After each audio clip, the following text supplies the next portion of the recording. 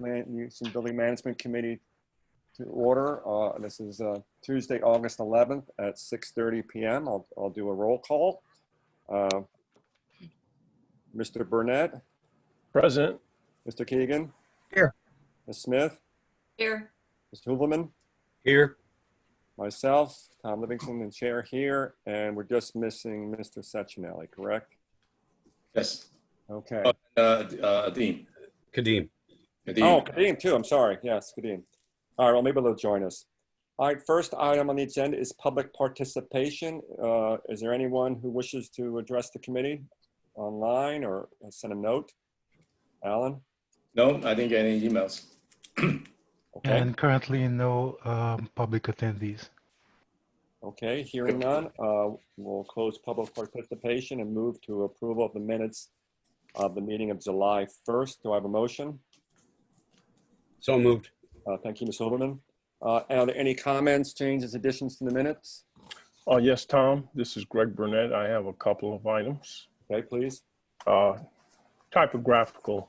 On page 1, under public participation, when it says Ms. Loricello, that should be a period, not a comma, after Ms. Page 4 of the minutes, the second paragraph, the last sentence says to approve this proposal because the district changed CHANGED, transportation providers. Is that a change? Yeah. Yeah, the fourth paragraph down, just correct spelling of Darren's name is D-A-R-I-N. Okay.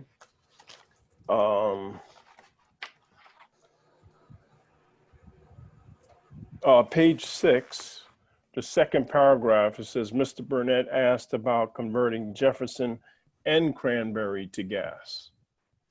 So not just Jefferson.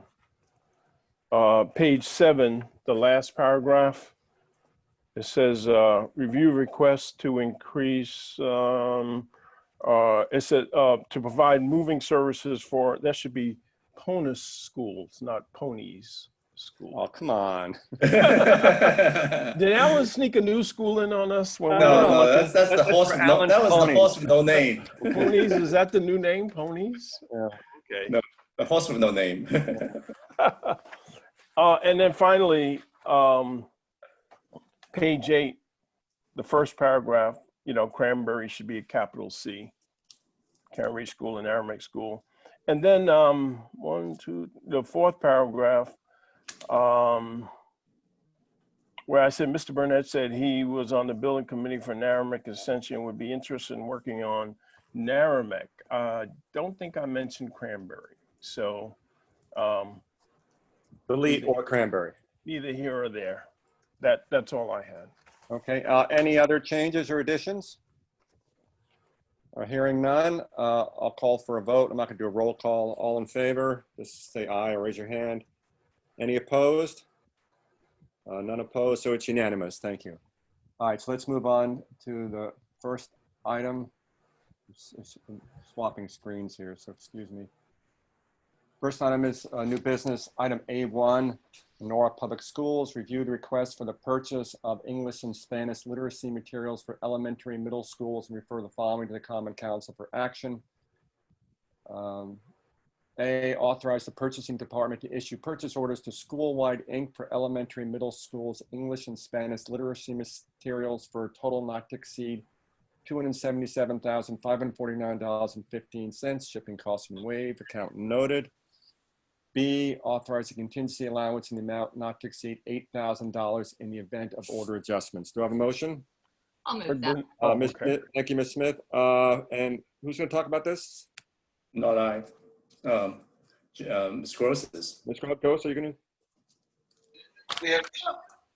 I'm here, happy to answer any questions you might have. Do you have anything specific that you wanted to ask? I know that this is year 1 of 3 in terms of the purchases. So this is the very first purchase order I'd like to put through. And then as schools come back we need to meet because we need to talk with teachers first about the next step of that purchase. So the first year, I believe, is I think 450,000. And then next year, we will phase in other grade levels as well. Okay. And just so the committee knows, our role is not to second guess or even select the educational materials. We're really just making sure that the procurement's done in accordance with policy and in accordance with the budget. So any discussion, David? Yeah, just David Heuvelman, just a quick question of how did you arrive at the $8,000 number for the contingency? Oh, let me respond to that. I made it up. What?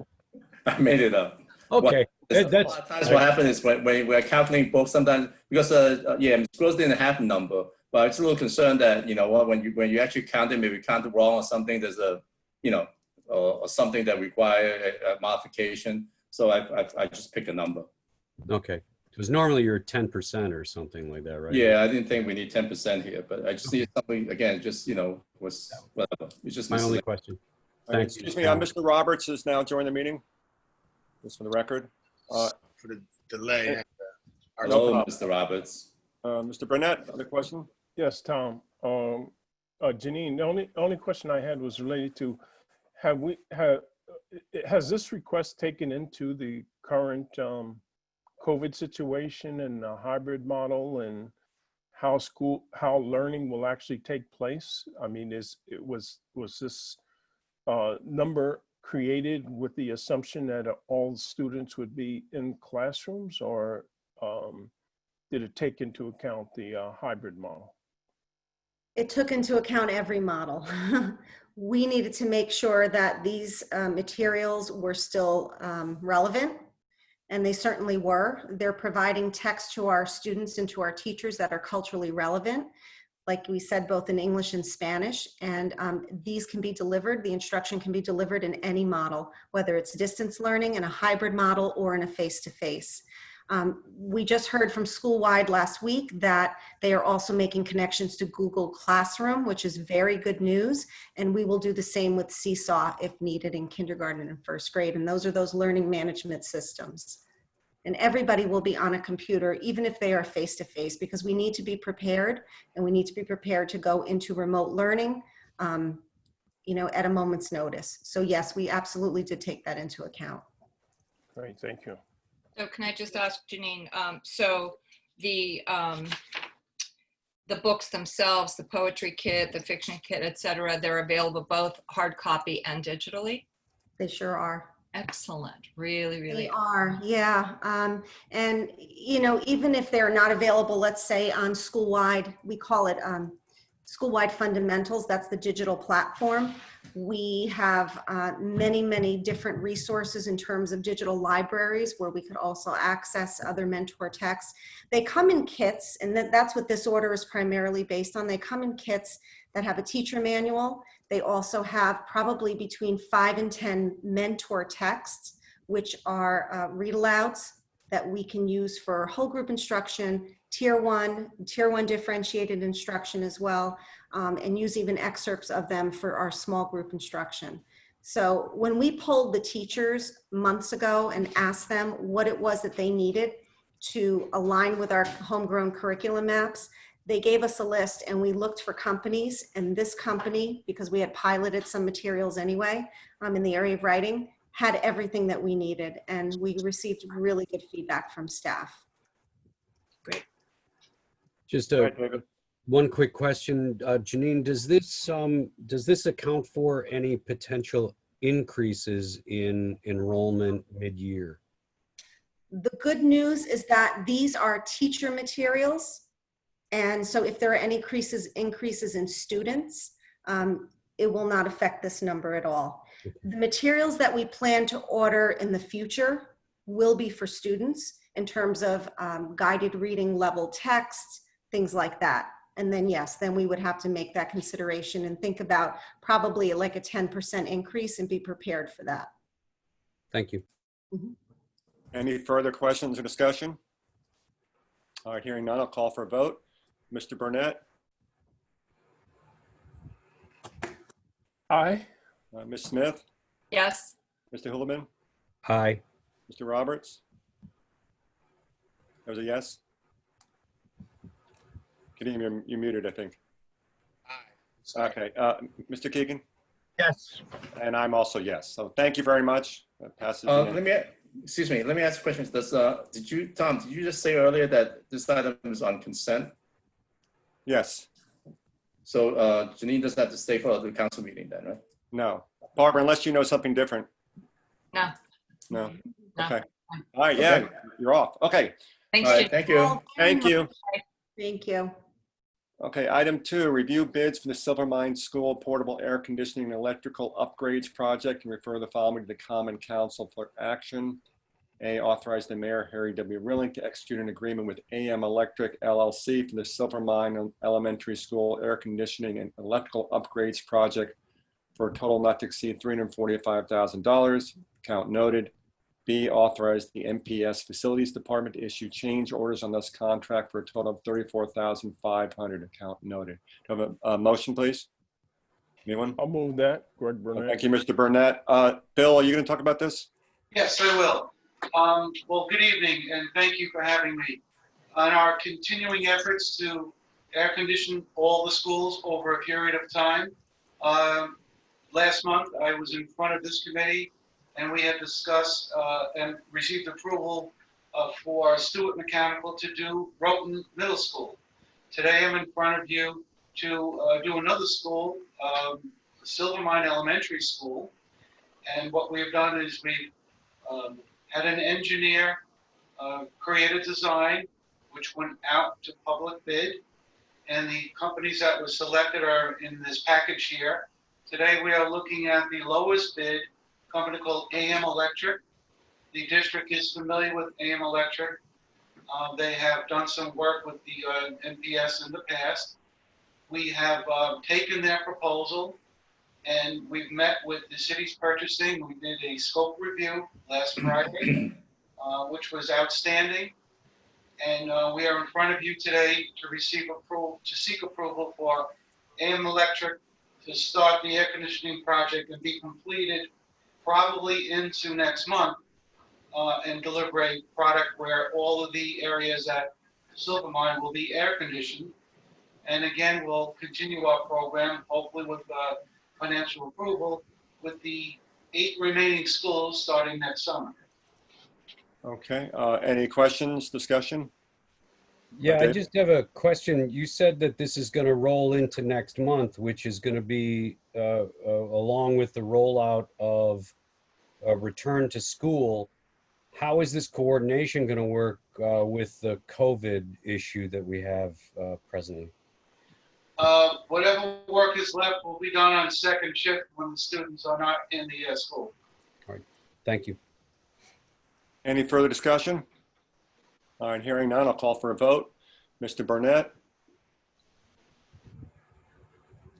Aye. Ms. Smith, Yes. Mr. Heuvelman, Aye.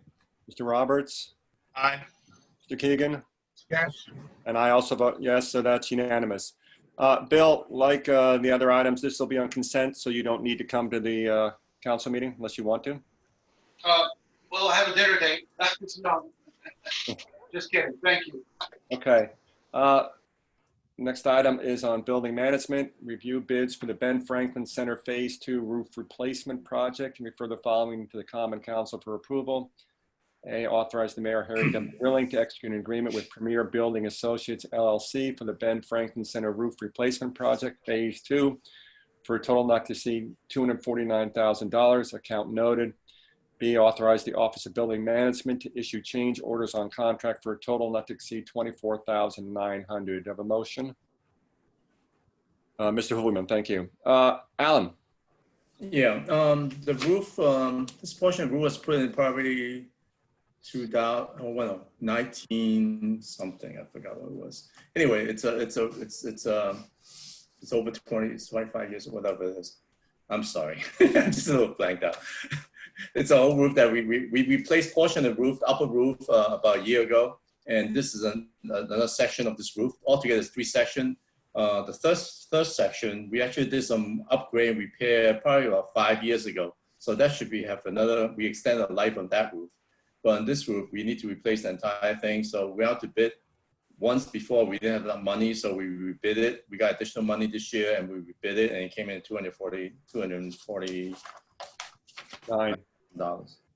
Is this the same contractor as last time? No, it's a different contractor. $209,000. Any questions?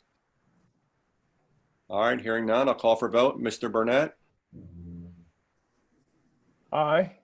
Ms. Smyth, Yes. Mr. Heuvelman, Aye. Mr. Roberts, Mr. Keegan, Yes. and I also vote yes, so that's unanimous. All right, so thank you. That's the 3 items on the agenda, but we have a couple miscellaneous discussion items. Alan, you want to talk about tenants, rent utility? Yeah. Since the beginning of COVID, I requested some verbal and some in writing from our tenants. Overall, the city does not have a lot of tenants. And also these rental income are not substantial. They are miscellaneous.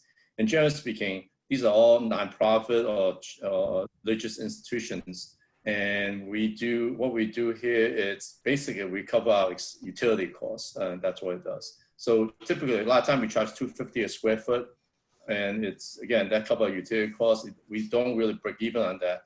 But for which one is here? For Ben Franklin, for Spring Harvest, because they are a religious institution, we have to break even on it, because otherwise we'd be subsidizing a religious institution. So their rate's a little more than $4.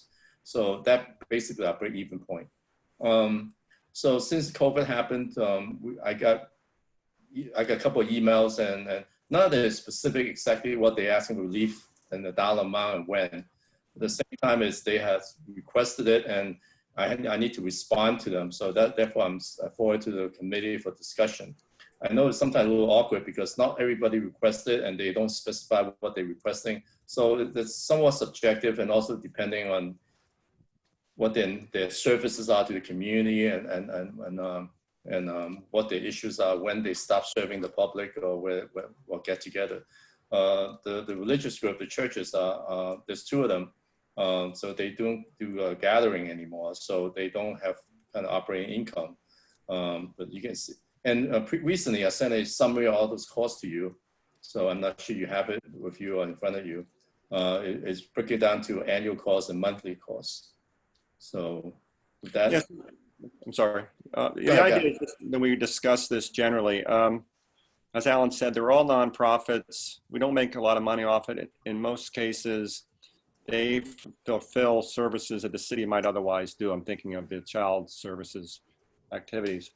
But I also don't think that all tenants are in the same position. We have some with a lot more resources than others. And so I don't know that a blanket waiver is right, but I wanted to sort of bring it to the committee. I'm sort of on the thinking now that it's maybe doing a case-by-case basis, but I want to see what the committee's thoughts were. Tom Keegan? Yeah. I agree, Tom, with the case-by-case basis. Some of these groups may be receiving funding from other sources. They might be entitled to COVID funding of some sort. So, if they are not operating at full staff and everything, I think there should be almost like a process where they apply for a rental forgiveness, and then, like you said, we look at it case by case. Yeah, that makes Barbara. Go ahead. Yeah, I agree with Tom on that. I think that there should be some type of application process where they, they can demonstrate need, and it's done on a case-by-case basis. Yeah, that makes sense to me too. David, go. Yeah, Tom, I want to reiterate the same thing. I think it's a case by case, and we have to, they have to apply in some way, whether it's just a letter that says we're interested in doing this, and we can talk about it. I don't know what the criteria is at that point. I don't know if we have to establish a criteria, or we I don't want to make it more work. Yeah, that's my point. Alan, so you've gotten letters, I know, and some are kind of hazy in terms of what they're asking for. Do you have a sense of, is there anybody right now you think we need to approve? No, not tonight. I mean, I think what maybe I can suggest is that I'll sit down with each one of those groups that are asking for some relief, and to work with them to identify what at least at staff level, what I think may be reasonable and doable for us. I mean, anything is doable, but anything is not. So I can sit down with them and go over. I mean, since March, I need to talk to them specifically about the situation, what portion of the program is still running, when did they restart it, how much they reduce, because like the daycare program, they operate since June or something, but it's a reduced number. But then, a classroom typically has, let's say 18 kids, but let's say they only be 10. So the same teacher had to go with, less kids and then less revenues and stuff. So I mean, I can go and talk to them and sit down with them. It's all kind of friendly kind of a discussion to see what they need and how we can help, and just make a recommendation back to the committee on each one of these tenants. But the only thing that is still difficult for me here is that I don't know whether these are considered, in a way, to me, it's more like a lease negotiation, even though it's not like that extensive or intense. It's just a relief kind of thing. I don't know, it's a little bit awkward when I do submit to council, when we do something for one group, and then we sit down with them, and then different package we offer to the other, well, we negotiate for another group. If it's public information, not that we're having anything high from the public, but it's at the same time, it's when we sit down and talk, one group that needs are different from another, and then the other see how much the other get, and then it just get a little awkward in that perspective. Well, Alan, can you talk to Jeff Spar or somebody in the council's office? Yeah, see whether we can do this somewhat. Yeah, I mean, I assume that we have to go for the council to approve. The reason being, it's amendment to the lease agreement, because the lease agreement has specific annual rental payments. So once we change it, I assume it's not administrative stuff I can do. I don't believe I could do that. well, why don't you find that part out? I mean, and see. I mean, is there a general consensus? I'm not calling for a vote, but that we're sort of amenable to this. Is anybody opposed to giving any sort of break? Well, No, Tom, no. I have a question, which is, how are we defining the term relief? Are we talking about a reduction in the monthly rent, or postponement of the full monthly rent, like postponing the rent to X month, and then they'll catch up on that payment? I think that's what landlords are doing with renters currently. I believe they're allowed to delay their paying their renters, or allowed to delay paying their rent for X number of months, but it's not rent free. They have to catch up on their rent at some point or another. So when we use the word relief, what are we talking about? Removing the monthly rent altogether, or telling them that, okay, you don't have to pay rent for X number of months, but then you'll have to catch up? Well, as I said, I think that's a case by case, but let me respond to part of that though, because we have some tenants that are barely getting by, right? And so, and they're what they're paying us comes out of, say, the number of clients they have. So, then maybe in one case it's a reduced or a waiver of rent for 3 months or until they get their clients back, but I don't know that they would be able to afford to pay back the rent if they haven't received the revenues, right? Because their budgets are based upon paying a certain rent per month and doesn't include back rent. But I think this is the type of discussion we need to have. David, go ahead. No, I just want to reiterate, I think it goes back to, again, case by case, when we have to look at the, each individual not-for-profit that's a tenant, and make a determination and have the discussion that we're having right now. I think so too. But Rick, I hear your point. We need to find out what their resources are, what they think they're going to have. I mean, I don't want to throw anybody out, and that's not my goal. I'm sure it's not anybody else's goal either. And we need to work with these guys to see what we can do. But no, I mean, I'm not saying we give away stuff. Let's see. And can I just clarify though, if there is relief given to particular nonprofits, that has to come to committee for a vote and then go to the Common Council? I would believe so, excuse me, because we have a lease with all of these tenants. Mm-hmm. And the lease is very specific about the rental payment. So from an auditing perspective, the city is generally speaking is required to collect those rents. unless we modify the lease agreement. So that's what I'm thinking. A part of me thinking that, you know what, if one of these groups are financially desperately need that relief, I don't want to tie them up for 2-3 months and then meanwhile they need the money yesterday, right? So I need to find some balance in this time too, in terms of process, because drafting lease agreement for law department will take a little time too and stuff. So by the time we do the waiver, I mean, again, I also have to check, I'm sorry, I'm all over the place. But one of the things that I have not checked is that the rent doesn't come to building management. The rent comes to the controller's office. And I do not get a notification if they did not get the rent that month. So I need to see whether some of these tenants actually have stopped paying. So again, so all that gets into play. Each situation is a little different because I got this letter from one of the church group on Tito Court. And it sounds like from the memo that since they don't have money to pay us. So they're hoping, and the letter actually went to the mayor. So they're hoping that we will waive, but at the same time, I don't believe they continue to pay since then. So Alan, that suggests they're in default now, and I wonder what what the practice is when a tenant is in default. Does it have to come back to the committee? Anyway, if you can look into these issues and just see, I mean, it's kind of, Barbara, you know, it seems like a lot of work if we're like waiving $2,000, you know, when I go back to the committee, then the council and all that, but maybe we have to do it. Tito Court is actually, isn't that the property that we're planning to take if we build the new South Lawn school? So they're going to be displaced at some point or another. Maybe, in theory. We don't know. Yeah. All right, so it's listed here. I mean, it's $750 a month. Yeah, I mean, for a whole building, but they pay for their own utility. So we don't, for that building, we do not provide any services. We don't provide electricity, heating, we don't service it, we don't do repair, we don't do anything. It's just a straight collection of money. And I guess we probably have some liability insurance coverage over the property insurance over the property. Other than that, that's it. So, but at the same time, this is for a whole building and it's $750. So you can't even rent a studio unit for that, right? But they have, there's 2 levels, they do gathering in there and stuff like that.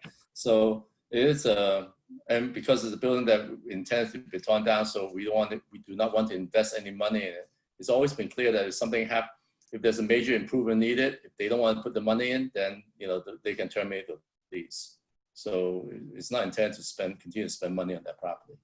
Anyway, yeah, I mean, I can continue to talk to each one of these folks that requested it, and determine who needs the money the quickest.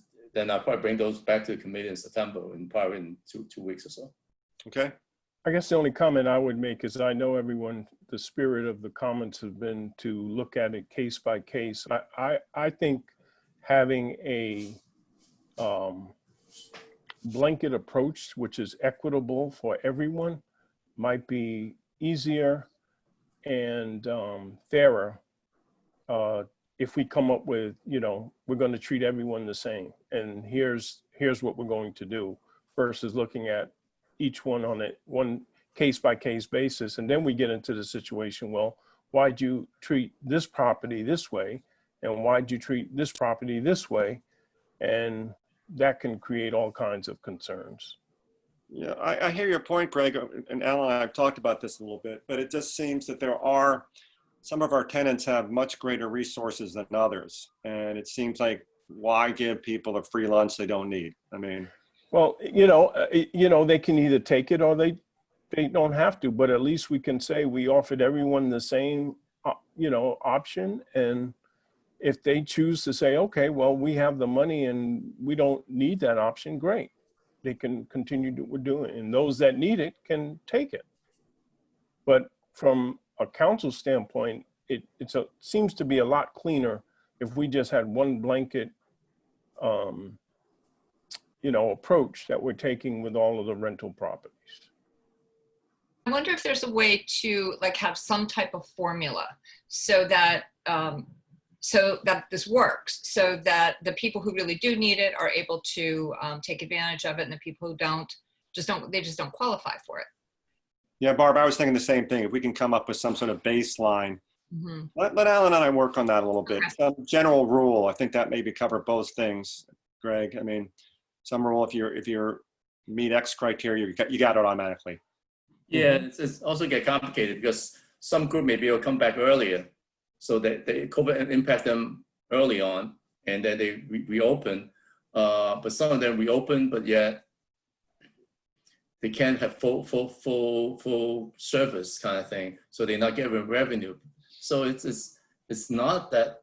And then other group is use the building differently, and they never stop, right? So how do you? It's very difficult to look at in fact, one of the Crystal Theater has made a request, and I think they are looking to some help for this just summer months, which is June and July or something like that. So, and they would continue. They find ways to get some grants or something to cover a couple of the months. So it is very different. Each one of these groups, so the needs are financial need and timing is very different from each other. All right, so we'll come back to David. Go ahead. No, just really quickly, I hear all the points. I just think we have to be careful of a one size fits all approach, because there is so much diversity among all of these groups, whether economic or social and these things. I think that those are important factors that we need to consider. A formula of some kind or a baseline of some kind, once you hit that baseline, is a great idea. But I still think that there is consideration for the individual at that point. Yeah. Okay. So we'll look at a formula or some sort of way of approaching this. Okay. Moving on. I told Alan that he didn't need to give us a full update on the schools, but David raised a question with me earlier, what with COVID and all, and maybe Alan, you can spend a couple minutes talking about, what the effect of the BOE's sort of teaching plan does to, say, Jefferson and any other facilities, the building program. Oh, I'm not familiar. Excuse me. I'm not familiar what the board is going to do. I mean, they are still working on it. Only thing that I respond to the board. Excuse me, Alan. David, do you want to clarify something? I just want to throw in there that I've been sitting on the task force for the reopening committee, and they are saying that they are about to use Jefferson for overflow for the K through the 4th and 5th graders, because the way they have to cohort the students, they need, to be able to put maybe 18 classes, I think is what they said, 18 rooms that they need to suddenly come up with. And they're talking about Jefferson. And I'm concerned about what that does to our construction schedule at that point, and what that does financially to the city with the construction schedule and these things. And I'm wondering, I guess my question has this committee or your office been approached about this? Yes. Yes, Alan's involved. Yeah, and I responded to the, excuse me, it's one night, the superintendent and Frank Costanzo called me, and I went up to see them, and we spent about an hour or so. But that's only really my interaction with Board of Ed on COVID has been. We discussed a number of things, and most of it is about Jefferson. It's exactly the same question that you have, Dave. I mean, the question you have, it's like, can the city, we are scheduled to move Jefferson into Ponus. Actually, we've been moving the last couple of days. So we've actually decided to move all the stuff's being moved over. And when I first heard that they may need Jefferson, I kind of fell off the chair, but I got up pretty quickly and I look at the schedule. And if they're looking for the fall semester, it has no impact on us at all. Okay. I mean, originally we were thinking potentially what happened, the schedule had always been is that we move Jefferson into lower Ponus for the fall semester. The Jefferson school would be empty. And we were doing some exploratory work to look at the structural component of the building and stuff like that. So the building, generally speaking, would be empty. The furniture that's in the building would stay in there until such time we start construction. So there is no impact when the school Board of Ed needs Jefferson for the fall semester. If they need it for spring semester, there is some impact. And we intend to go originally. We intend to go out to bid in late October, early November, with bids coming back before Christmas. We intend to go start construction on the new school probably in late January, early February. So if the Board of Ed needs a Jefferson School for the spring semester, it does affect us. However, the completion date for Jefferson is like March of 2022. And Jefferson didn't move back to September 2022. So we have time in the end of the project. So basically, if for some reason the Board of Ed needs Jefferson for the spring semester, we actually just slide the schedule backward, forward, 4 months. So we are able, there's some challenges for us from construction perspective, but it's not a major,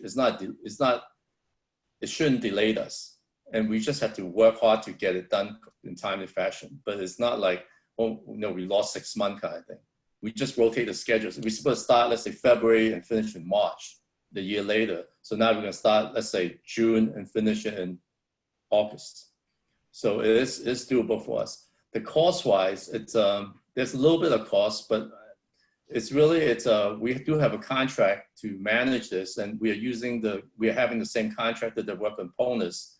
So the transfer over is no issue, but if we delayed, if the Board of Ed needs the Jefferson for the spring semester, then in a way we have to carry a staff person for a few more months. That's basically, it's a staffing cost that we need to deal with. Construction-wise, it's always a little bit cost, but COVID is going to be interesting in terms of construction market, because we believe that the city is going to get very good pricing because the economy is slow from a construction perspective, because people are not, companies and private sectors, and it's not doing a lot of construction work. So there would be a lot of competition, and we believe the price would be lower. But if we delay for 6 months, I think we still have the benefit of the slowness of the market.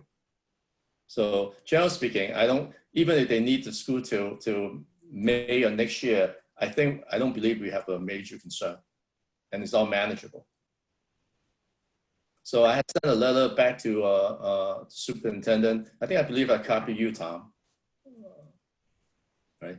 And I also sent it to the mayor, and I forgot who else I sent it to. I'm gonna send it to you, Barbara, too. Did I? Yeah, I saw it. Yeah. So the way COVID works, seemingly, is schools, the elementary gets the first priority, and they're going to be in person, and say the schools have to shut down. Are you able to? Is there the possibility to do more work during those shutdown times? To catch up. I'm sure it would depend on whether it's in the fall or in the spring, but have you given any thought to that? You're talking about Jefferson? Yeah. If they're students in there, we're not going to do construction. Right. No, but what I'm asking is because the shutdowns would probably be more inconsistent and maybe not for as long a period of time as we saw in the spring. So would you say there's a shutdown for 4 weeks in February? Do you think you would be able to take advantage of those 4 weeks without students in the building? No, no, it's the whole thing.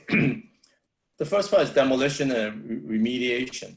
So once we do demolition and remediation, it's hard we're very isolated. And also, once you do some demolition and the kids come back, you have to actually protect the area.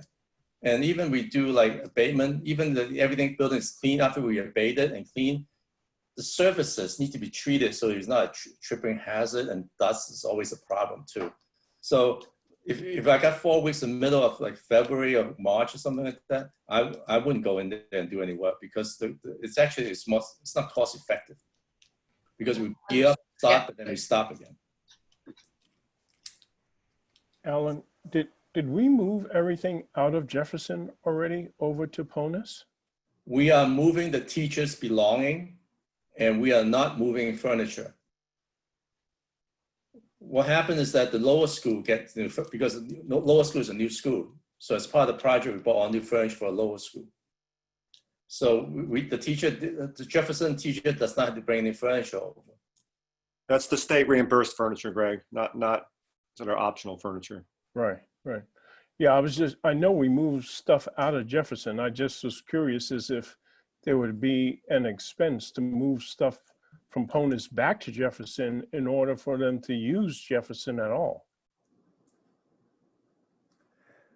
Jefferson has its furniture, and we are looking at the budgets. I think there's certain portion of the budgets, we are going to buy new furniture for a portion of the building.